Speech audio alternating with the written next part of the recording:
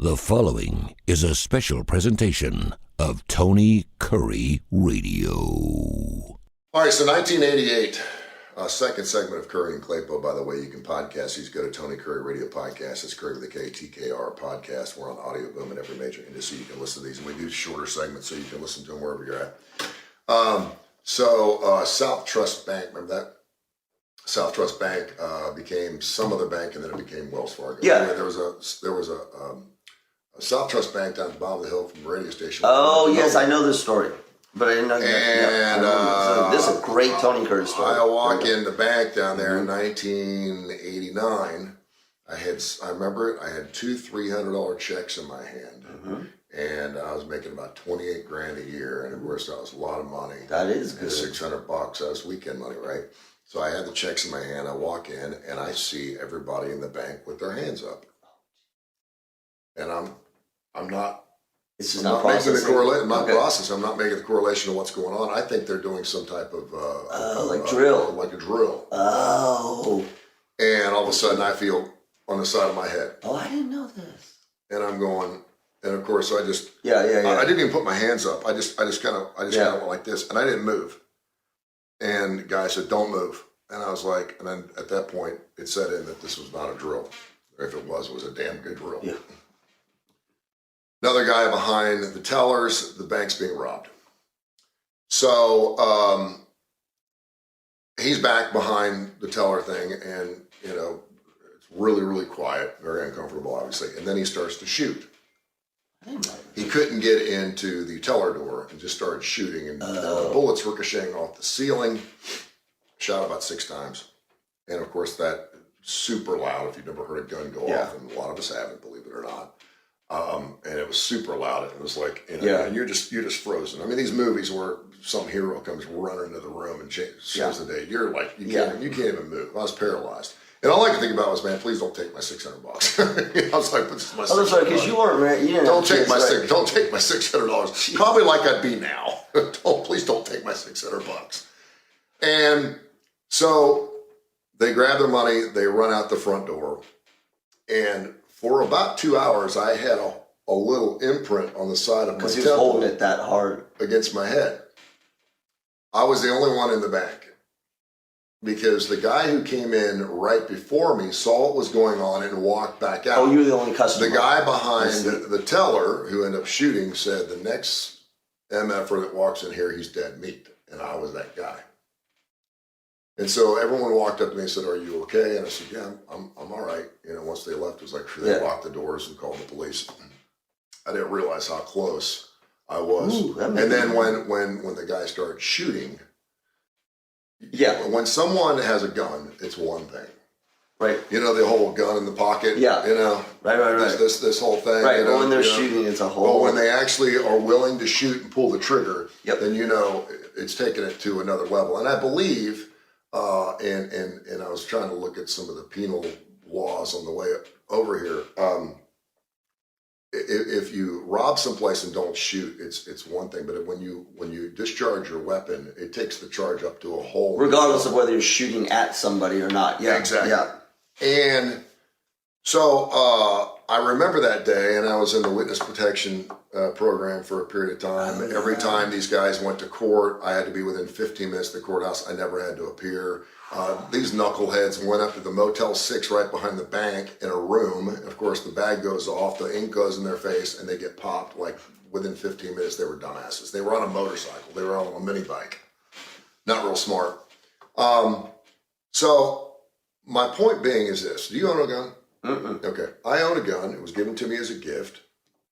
I've thought about it, but I don't. And it's a Ruger, and I have shot it. I said if I'm going to own it, I should know how it works. It's my responsibility to know how a gun works. I know some people who own firearms just feel better having one.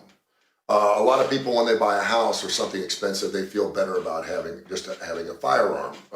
Regardless of whether they shoot it, it can stay in the case in their safe for 20 years. They can never use it, but the fact they have one makes them feel a little bit more protected around their environment. You understand that from a psychological standpoint? Yes, I do. Absolutely.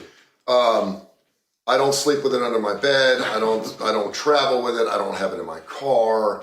I try to stay away from certain situations where I feel like I need it. Now, if I was sent to Mexico City, or a country or a part of this country that is deemed somewhat dangerous, yes, and I had to be there for business or anything else, I may consider it, but I still wouldn't feel comfortable because having it means I better be able to use it, and I better be willing to make those. There you go. So, and these events are a great example. Exactly. Of that, yes. So what my point is, and you can have your guns on. I'm not going to go there. But the more you use it, and the more comfortable you feel with it, the more it becomes part of your everyday. I have several friends of mine that own properties here in Birmingham that aren't in very good neighborhoods. They get sent over. Someone will call, my air conditioner's not working at 2:00 in the morning. They have to go in this area neighborhood. They don't feel comfortable, and they take their gun. And I get that. I also have another very good friend of mine who just lost his brother several months ago. I had a bullet come through his living room the other night. He calls me up because I got to tell you this crazy story, and I'm like, dude. Of course, he's got guns and he's willing to protect, his humble abode and his family with that. But he's like, I hope it. But he feels very comfortable. He gets to the point now where every time I walk outside my house, I carry my pistol with me, and I'm thinking to myself, man, if you're living in an area of town where you feel like, and I understand this is normal for a lot of people. I know. But when you feel like you can't leave your house without having a sidearm, right? Oh, that's right. There's something wrong. Well, but I understand a lot of people are in that situation. And you do you, that's fine. So these three instances, and now the fourth, where a guy is sitting, an 84-year-old man is sitting on the deck of his house and shoots two people who pull into his driveway. Right. I think psychologically, why? Right. Because if someone pulled in my driveway, and that looked like a pretty nice area of town. This is a nice house he lived in. Yep. First of all, what the hell you got in your house you need to protect? What the hell are you doing? Right. If you got a beware of dog sign or no trespassing, I always think there's something kind of weird going on behind the gate here. Right. Or you're just a really private person. You probably got bigger issues anyway. But what would make an 84-year-old man shoot at people that are at the bottom of his driveway that are not endangering his life or threatening him in any particular way? I understand if someone would get in your car, the wrong car. I kind of get that. Sure. Because if you're sitting in a Walmart parking lot and all of a sudden someone slides in your car, you're probably getting robbed. But these were cases I understand at the bottom of the driveway, knocked on the door. And I kind of get someone ringing the doorbell, because if you live in a really bad neighborhood, but this wasn't a bad neighborhood. No, but that's the thing. That's the thing. Even if you live in a really bad neighborhood, there's a difference between someone entering your house. Yeah. Right. There's all these steps. There's a difference between someone entering your house and someone ringing the doorbell. So you shot somebody who rung the doorbell. In the case of this young man who was at the wrong house. Like, again, this is the part. We talk about responsible gun ownership, and then we talk about the whole idea of, sort of perceived threat. And this is why... I don't know if this guy was robbed the night before. But I don't know. No, but even if you were... a thief would not ring the doorbell. But even if you were, are you discharging... why are you discharging your firearm if somebody's at the bottom of your hill... Somebody's knocked on your door, discharging your fire, shooting somebody. And I know people always say shoot to kill. I can't be that guy. Yeah. I can't help but think that if I had point blank range, I wouldn't shoot someone in the kneecap first. Right. But I mean, why not just shoot it in the air? That would scare the hell out of any teenager. They'd be running. You don't have to shoot at them. It's a mess, because there are, just go all the way back to what we were saying in an earlier segment. The same way that there are people who cannot responsibly drink, cannot smoke dope responsibly, cannot eat responsibly. They either don't have the training, I think in so many cases, and or the experience, and you can talk to law enforcement about this, to use their firearm in a way that is responsible. These are not responsible acts. It's also not a statement. It goes back to what I was saying before. It doesn't mean that everybody who's a firearm owner is exactly the same way. The difference is, again, like something like drunk driving, these are situations where you blow it with a lethal weapon and somebody's life is potentially taken out. Yeah. You know, you smoke dope and you don't get behind the wheel and you sit in your house, fine.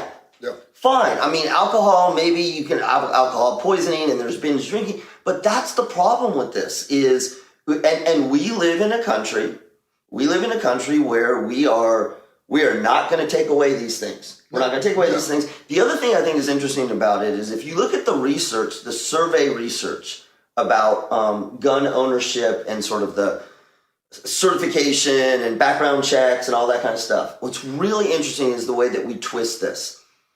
The research itself, when you survey people, the vast majority of gun owners have no problem with certification, background checks, delay before you can get it. I mean, again, I'm talking about the numbers. And there's responsible gun owners. But that's what I'm saying. I know a lot of people that are very responsible. But that's what I'm saying. If you look at the numbers of people surveyed, and yet we have this, like, again, whether it's the lobbyists or whether it's, you know, whatever, there is this sense that people who own guns don't want any of those things. Yeah. That it infringes on their rights. But yet the numbers are exactly opposite. And they said that, yeah, people responsible gun owners don't have a problem with, and here's the thing that's so interesting to me. Why would you have a problem?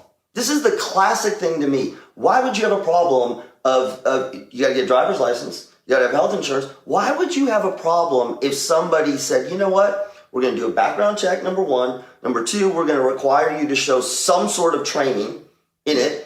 And forget red flag laws. I mean, I won't even get into the red flag. That's it. Yeah. Why is that bad? Yeah, you don't even need a license here. You don't need anything. And I mean, a lot of people say you don't want to give the government any more information than they need, which I understand.